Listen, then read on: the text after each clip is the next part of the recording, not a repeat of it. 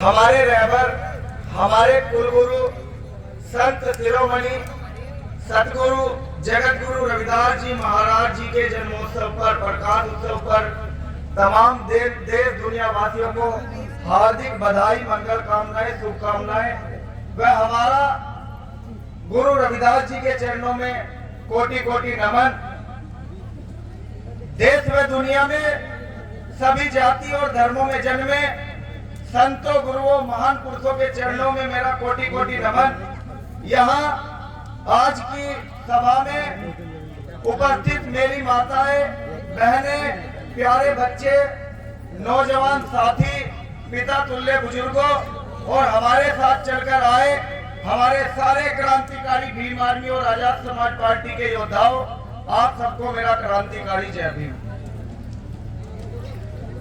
जैसे कि हमें सूचना मिली थी कि 12 फरवरी को आपके गांव पाठकपुर में सतगुरु रविदास महाराज जी का जन्मदिन मनाया जाएगा। उसी के उपलक्ष्य में एक सभा रखी जाएगी जहां हम सतगुरु महाराज की वाणियों का, उनके आदर्शों का, उनके विचारों का गुणगान करेंगे, आदान प्रदान करेंगे। तो मेरा पूरा का पूरा ध्यान, सारा का सारा समय सतगुरु रविदास महाराज के बारे में बताने में जाएगा, क्योंकि कांट विधानसभा से आगे चलो तो हमने देखा सतगुरु रविदास महाराज के बारे में हमारा समाज जानता ही नहीं है। हमारे समाज के लोगों को नहीं पता कि संत शिरोमणि सतगुरु रविदास महाराज कौन थे। अगर मैं आपको बताऊं, जो काम डॉक्टर बाबा साहब अम्बेडकर ने संविधान में हमको बना करके जो अधिकार दिए, जिन अधिकारों के लिए डॉक्टर बाबा साहब अम्बेडकर ने अपनी चार औलादें कुर्बान कर दी, जिस काम को करने के लिए, जिस समाज को शासक बनाने के लिए हमारे नेता, हमारे आदर्श मान्यवर साहब श्री कांशीराम जी ने अपना घर परिवार छोड़ दिया, अपना पूरा जीवन इस समाज को राजनीति में बढ़ाने के लिए, नेता बनाने के लिए, शासक बनाने के लिए लगा दिया। उस काम को आज से 600 साल पहले सतगुरु रविदास महाराज ने, जो ब्राह्मणवाद की, मनुवाद की सबसे बड़ी राजधानी माना जाता है, जहां से इस मनुवाद की और ब्राह्मणवाद की जड़ें मजबूत हुई, जहां से भागवत गीता, मनुस्मृति, रामचरितमानस जैसी सारी पुस्तकें छपती है, उसी गंगा घाट बनारस से हमारे रहबर सतगुरु रविदास महाराज ने इन पाखंडियों के, इन पंडित पुजारियों के, इन मनुवादियों के, इन गैर बराबरी पर आधारित जातिवादी लोगों के खिलाफ आंदोलन शुरू किया बनारस से। अब से 600 साल पहले सतगुरु महाराज ने कहा कि मन चंगा तो कठौती में गंगा।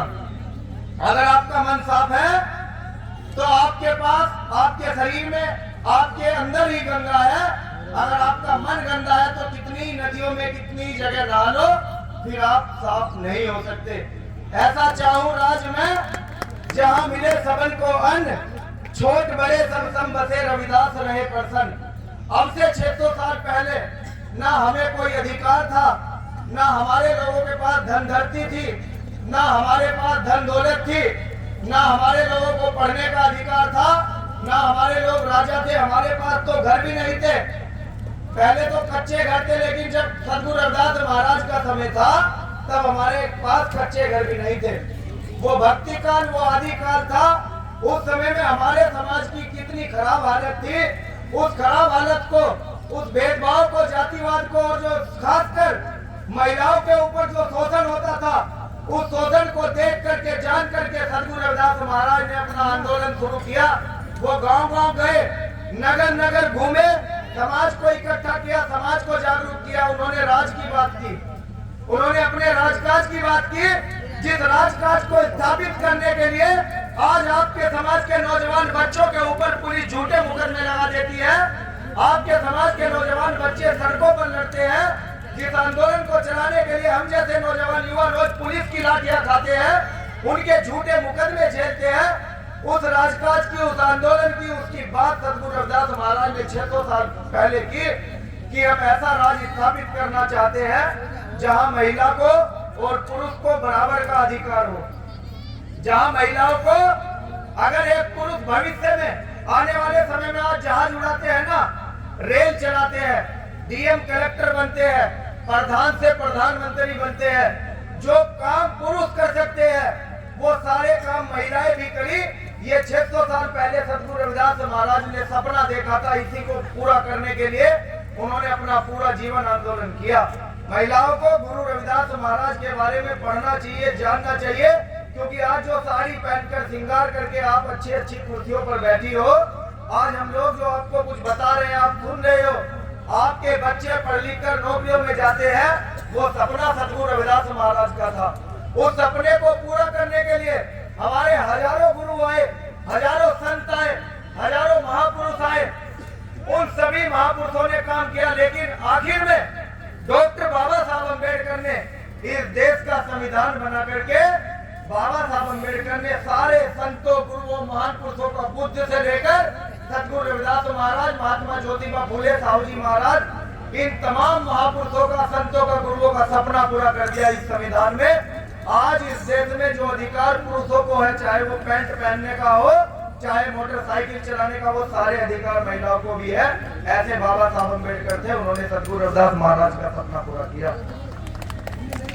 जो जाति के नाम पर लोगों को मारा जाता था, उनसे भेदभाव किया जाता था, परछाई भी अगर किसी के ऊपर पड़ गई तो लोगों को पीट दिया जाता था, अछूत बताया जाता था, उन सारी परेशानियों को खत्म करने के लिए सदगुरु रविदास महाराज ने पहले आंदोलन चलाया।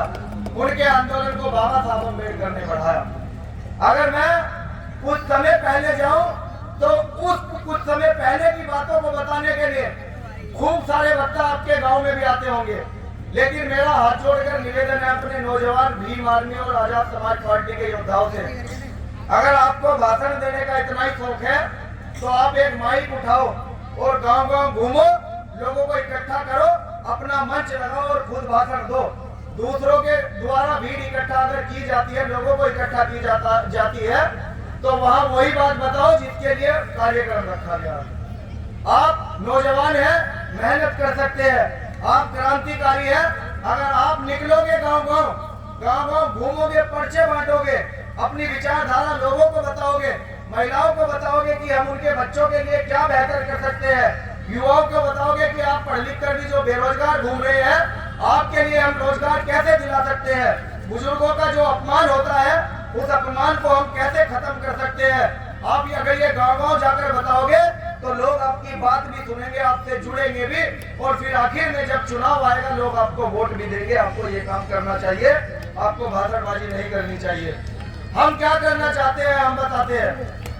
हम करना चाहते हैं, हम सरकार से मांग कर रहे हैं, 26 जनवरी को इस देश का संविधान लागू हुआ।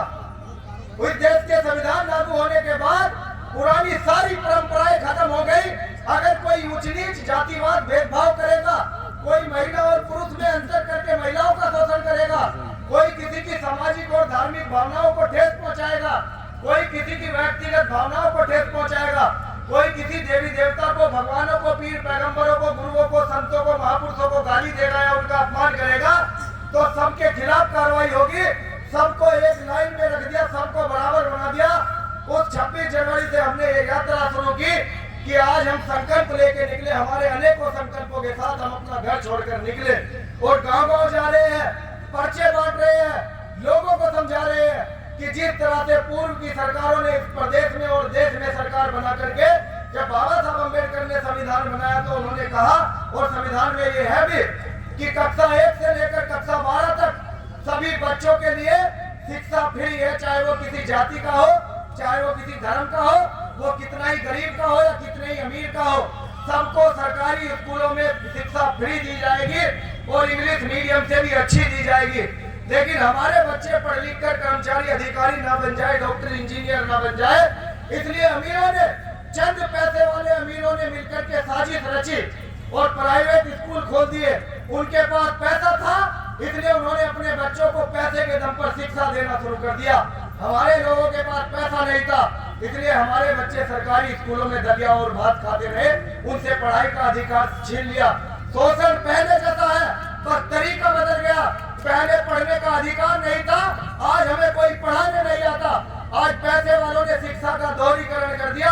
हम चाहते हैं कि ये सरकार प्राइवेट स्कूलों के खिलाफ कानून बनाए। मेरी माताओं बहनों, आपकी ज्यादा समझ में आएगा क्योंकि बच्चों को पैदा करती हो आप। मेहनत करती हो आप, लेकिन जब बच्चा रोजगार पे नहीं जाए, जब बच्चा कुछ नहीं कमाएगा तो सबसे ज्यादा दुख आपको होगा, फिर माँ की गलतियां निकलती है।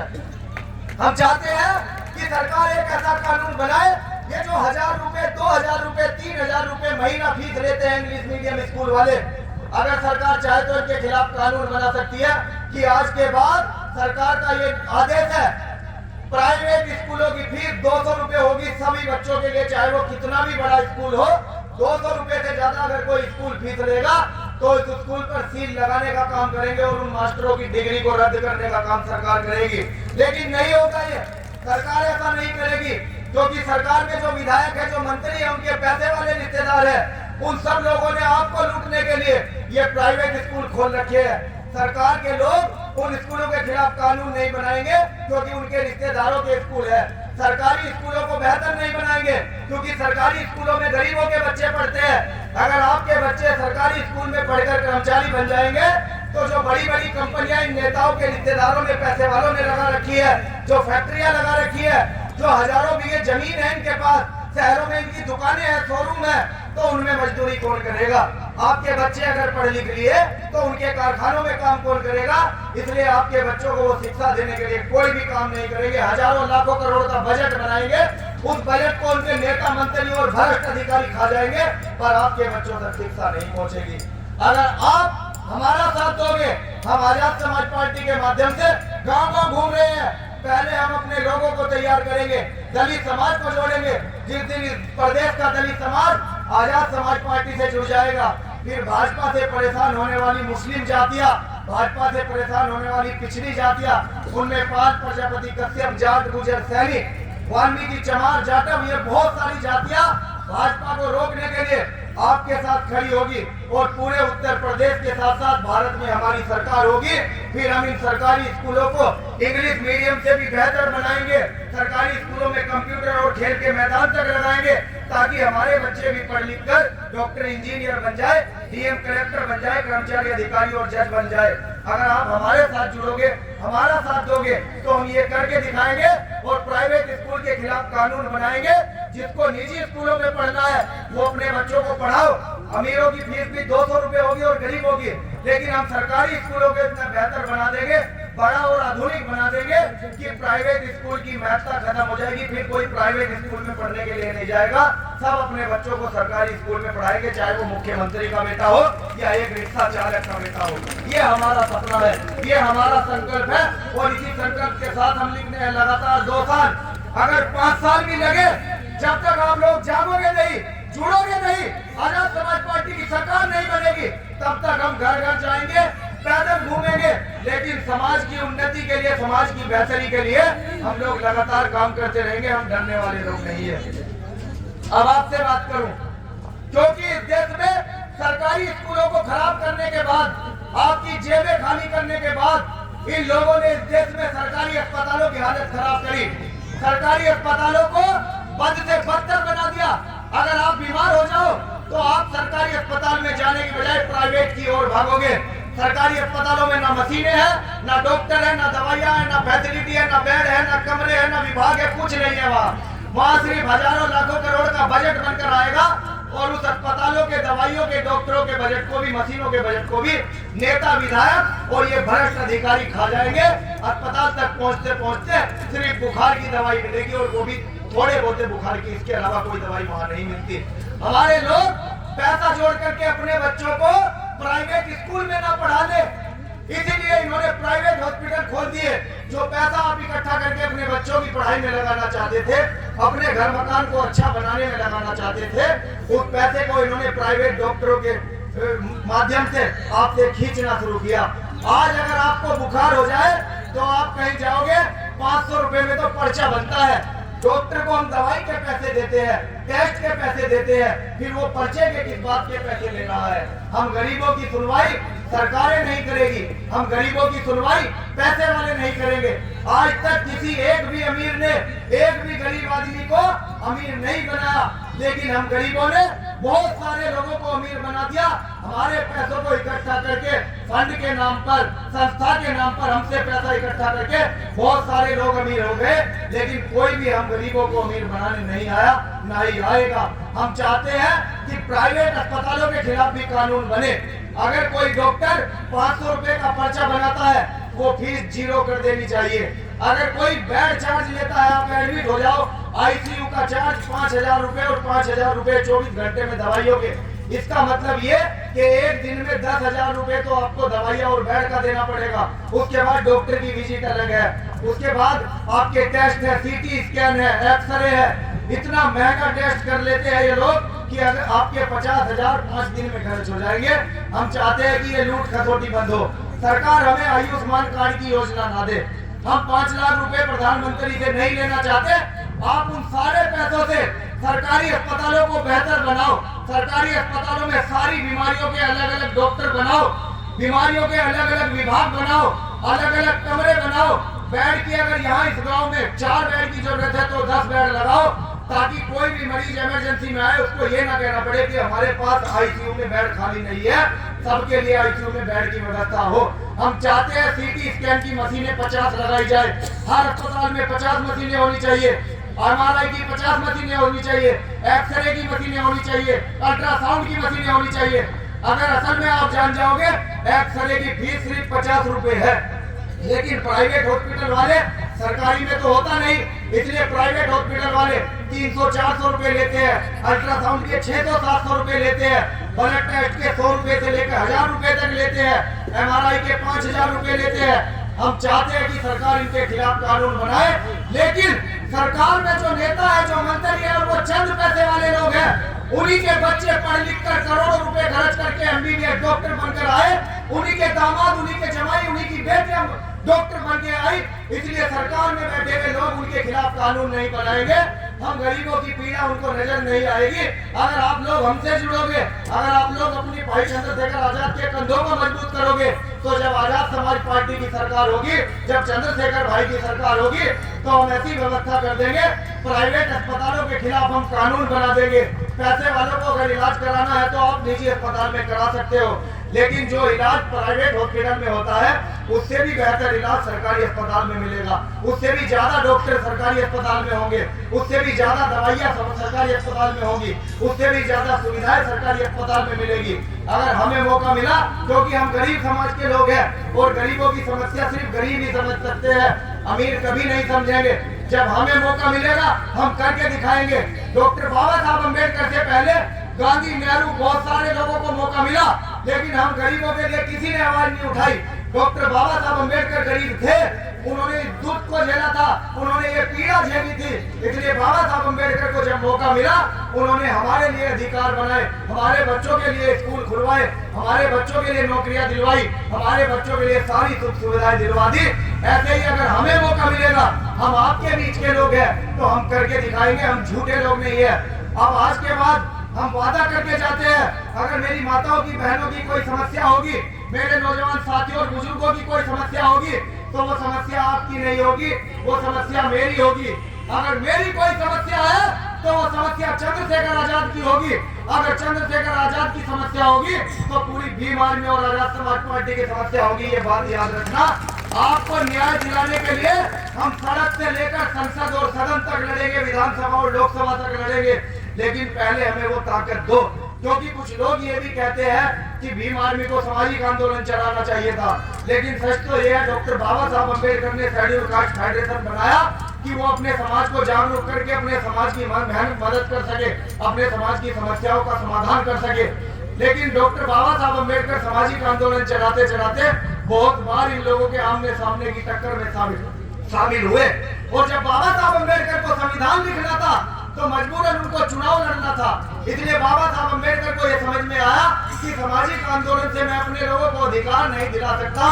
तब बाबा साहब अम्बेडकर ने पार्टी बना करके चुनाव लड़ा, चुनाव जीत करके संविधान सभा में गए और सांसद बनने के बाद संविधान लिखने का मौका मिला, और हम लाखों करोड़ों बच्चों के लिए उन्होंने खुशियों के दरवाजे खोल दिए।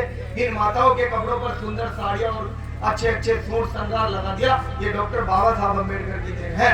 कुछ लोग आपको फिर आकर कहेंगे कि आपको सामाजिक आंदोलन चलाना चाहिए था। बाम सेब बना करके मान्यवर साहब श्री कांसीराम ने सामाजिक आंदोलन चलाना चाहा, लेकिन जब उनको ये समझ में आया कि सामाजिक आंदोलन चलाने पर मैं सड़कों पर आंदोलन करूंगा, मेरे साथियों पर मुकदमे लगेंगे, लेकिन मैं अपने लोगों को अधिकार नहीं दिला सकता। फिर उन्होंने पार्टी बनाई, सरकार बनाई और सरकार बनाकर लाखों लोगों को रोजगार दिया। कई जिलों के नाम हमारे संतों गुरुओं महापुरुषों के नाम पर रखे, बहुत सारी योजनाएं हमारे महापुरुषों के नाम पर चलाई। अपने समाज के साथ जो अन्याय होता था उस अन्याय को खत्म करना चाहा। उसके बाद जब उनका आंदोलन कमजोर पड़ा, फिर भीम आर्मी का गठन हुआ।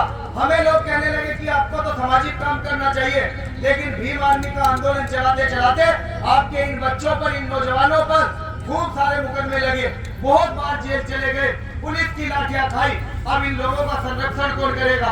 इसलिए इन गुलामों को आजाद कराने के लिए, अपने समाज के पैरों से गुलामी की बेड़ियां काटने के लिए आजाद समाज पार्टी का गठन किया। आजाद समाज पार्टी के माध्यम से भाई चंद्रशेखर आजाद लोकसभा नगीना से सांसद बने और सांसद बनने के बाद उन्होंने सभी जाति, सभी धर्मों के लोगों की आवाज संसद में बुलंद करने का काम किया। बेरोजगार सभी जातियों में है, सभी धर्मों में है। चंद्रशेखर भाई बेरोजगारों के लिए बोलते हैं। किसान सभी जाति के लोग हैं, सभी धर्मों के लोग हैं। चंद्रशेखर आजाद किसानों के लिए बोलते हैं। मुसलमानों पर अगर कोई परेशानी आई, समस्या आई, चंद्रशेखर आजाद हट जाते हैं। दलित, पिछड़े, आदिवासियों के आरक्षण से अगर कोई खिलवाड़ करता है तो चंद्रशेखर भाई सड़क पर आंदोलन करते हैं। जब संसद में मौका मिलता है, संसद में भी बोलते हैं। हमें अपने नेताओं की टांग खींचने की बजाय उनका हाथ पकड़कर खींचना चाहिए, ताकि जो काम आपके बच्चे करना चाहते हैं उसे करने में अगर 5 साल लगते हो, आप अगर हाथ पकड़कर खींचोगे वो काम 1 साल में हो जाएगा। आप बड़े बुजुर्ग हो, हमें आपके आशीर्वाद की जरूरत है। हमारी टांगों में, हमारी बाजुओं में, हमारे कंधों में इतना दम है कि हम थकेंगे नहीं, हम डरेंगे नहीं, हम पीछे नहीं हटेंगे। संतों गुरुओं महापुरुषों की जवानियां कुर्बान हो गई, उनके परिवारों का बलिदान हो गया, उनका पूरा जीवन इस समाज की उन्नति में चला गया कि इस समाज को अधिकार मिल जाए। हम उन अधिकारों को छीनने नहीं देंगे, लेकिन अब हमें अपने बड़े बुजुर्गों का आशीर्वाद चाहिए। अब हमें ये सुनने को ना मिले कि आपको किसी को वोट कर काटने आए हैं, आप किसी को कमजोर करने आए हैं। हमारी लड़ाई उत्तर प्रदेश में अधिकारों की लड़ाई है, विचारधारा की लड़ाई है। किसी पार्टी संगठन से लड़ाई नहीं है, हमारी किसी नेता से लड़ाई नहीं है। हमारी लड़ाई हर उस शख्स से है जो ऊंच नीच की भावना रखता है, जो आरक्षण का विरोध करता है, जो संविधान को नहीं मानता। हम उस हर शख्स से लड़ जाएंगे, चाहे वो देश में आम आदमी हो या प्राइम मिनिस्टर हो या डीएम हो। अगर वो संविधान और आरक्षण का विरोधी है तो वो हमारा दुश्मन है, हम उससे लड़ जाएंगे। उसके लिए चाहे गोली हमारी छाती पर लग जाए, पीछे नहीं। और मेरे नौजवान भाइयों, अभी सोशल मीडिया है, सोशल मीडिया का जमाना है। ये दो-धारी तलवार है। आप इस पर जितना काम करोगे, ये जितना फायदा देगी उससे ज्यादा नुकसान भी दे सकती है। मैं अपने नौजवानों से कहना चाहता हूँ, आप संविधान को मानने वाले कितने लोग हैं, जरा हाथ उठाकर बताओ। ठीक है, इस संविधान की वजह से हम सबका वजूद है। और संविधान में ये भी लिखा गया है कि सभी जातियों को, सभी धर्मों को मानने का, उनके मानने वाले लोगों का उनका प्रचार करने का, उनकी पूजा करने का अधिकार है। सबकी धार्मिक आस्थाएं है, सबकी सामाजिक आस्थाएं है, सबकी व्यक्तिगत आस्थाएं है। अगर आप संविधान को मानते हो तो आज के बाद आप किसी भी भगवान, किसी भी पीर पैगंबर, किसी भी देवी देवता, किसी महापुरुष को, किसी संत गुरु को बुरा नहीं कहोगे। सोशल मीडिया के माध्यम से जब आप भगवानों को टारगेट करते हो, देवी देवताओं को टारगेट करते हो, तो पुलिस आपके ऊपर मुकदमा लगा देती है और आपको संविधान के तहत ही जेल जाना पड़ता है। हम नहीं चाहते कि आप दूसरे धर्म के खिलाफ कोई गलत टिप्पणी करें जिससे किसी की धार्मिक भावनाओं को ठेस पहुंचे, किसी की सामाजिक भावनाओं को ठेस पहुंचे, किसी के समाज को भी गाली मत दो। किसी भी जाति से जुड़े हुए महापुरुष, चाहे वो महाराणा प्रताप हो, डॉक्टर अंबेडकर हो या कोई भी हो, किसी भी महापुरुष को बुरा कहने से पहले ये समझ लेना, अगर आज आप उनकी जाति के महापुरुष को गाली दोगे तो कल आपकी जाति के महापुरुष को, जिसको आप मानते हो डॉक्टर अंबेडकर और सद्गुरु रविदास महाराज को भी वो लोग गालियां देंगे। आप समाज में भाईचारा पैदा करो, आप समाज में निकलो, अन्य जातियों के लोगों को जोड़ो। आपके साथ 10 नहीं जुड़ेंगे, 2 जुड़ेंगे, 2 के बाद 10 जुड़ेंगे। जब आप प्रदेश में सरकार बना लोगे तब आपके पास 60 लोग जुड़ेंगे।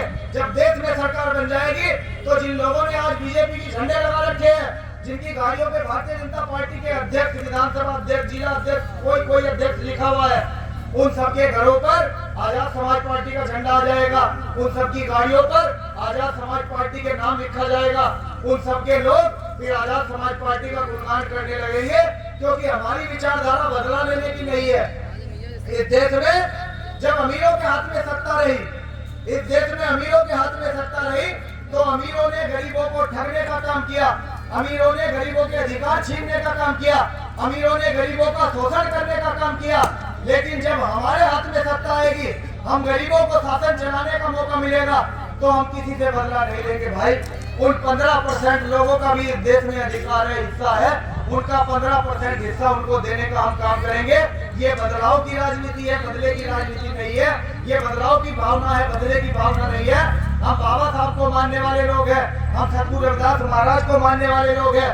बेगमपुरा राज की स्थापना 600 साल पहले करना चाहते थे सतगुरु रविदास। जहाँ बेगमपुरा राज समझते हो, जहाँ कोई गम ना हो, बेगमपुरा राज स्थापित करना चाहते थे, जहाँ गम ना हो, छुआछात ना हो, भेदभाव ना हो, अमीर गरीब का शोषण ना करे, कोई भूखा ना सोए, कोई जाति के नाम पर किसी को ना मारे, कोई धर्म के नाम पर किसी को ना मारे। लेकिन ये नफरत की राजनीति करने वाले, ये धार्मिक राजनीति करने वाले, ये आपस में जातियों को लड़ाने वाले, इन तमाम लोगों को सबक सिखाने का अब टाइम आ गया है।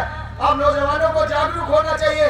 अब आजाद समाज पार्टी सिर्फ एक जाति की पार्टी नहीं है, आजाद समाज पार्टी भारत की मूल धरती की विचारधारा है। यहाँ बहुत सारे धर्मों को और बहुत सारी जातियों के लोग रहते हैं। उन सभी धर्मों और जातियों के लोगों का इस देश की आजादी में खून लगा हुआ है, उनके बुजुर्गों ने यहाँ अपनी कुर्बानियां दी है। इसलिए भारत पूरे इस देश की सभी जातियों और धर्मों का देश है। इस देश की सभी जाति और धर्मों के लिए काम करो, ताकि उनको ये ना लगे कि ये हमारे विरोधी है, ये हमारे विरोधी है। बीजेपी मुसलमानों के खिलाफ काम करती है, इसलिए आज बीजेपी की निंदा होती है।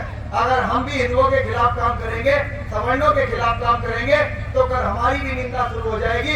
क्योंकि इस देश का मीडिया सवर्णों के हाथ में है, इस देश की धनधरती सवर्णों के हाथ में है, इस देश का शासन प्रशासन सवर्णों के हाथ में है, इस देश की 90% सारी सुख सुविधाएं सवर्णों के हाथ में है।